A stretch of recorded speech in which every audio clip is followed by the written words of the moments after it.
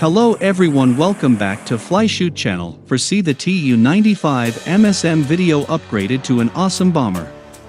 The Cold War era Tupolev Tu-95 Bear is one of the oldest aircraft designs in active service with the Russian Air and Space Force, and it remains the only propeller-driven in operation today. Despite its age, however, this Bear has some serious fight yet and shows no signs of being retired. In fact, the RUASF has continued to roll out modernizations that will keep the aircraft flying with added capability beyond its original role to drop unguided bombs. This week, the United Aircraft Corporation, UAC, announced that the modernized Tu-95 MSM strategic missile-carrying bomber will now be capable of carrying 8 missiles instead of 4, while the aircraft has received new flight control, navigation and communication systems. During its most recent upgrade, the Tu-95 MSM, which has likely been flying longer than any of its crews have been alive, also received new weapon and aircraft control systems, an improved onboard communications suite, and new radar and data recording equipment. These system upgrades will enable the strategic bomber to boost the efficiency of its combat employment.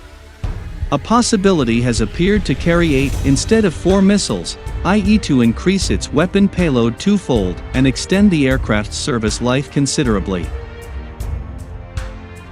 During this week's Army 2022 International Military and Technical Forum, which kicked off on Sunday, that the flight tests of the first prototype of the heavily upgraded bomber had already begun. The Tu-95 MSM performed its debut flight at the aerodrome of the Berev aircraft plant in Taganrog, and the improved Bear was piloted by the crew under the command of a test pilot Andrei Voropayev from the Zhukovskaya Flight Testing Base, which is a subsidiary of the Tupolev Aircraft Company.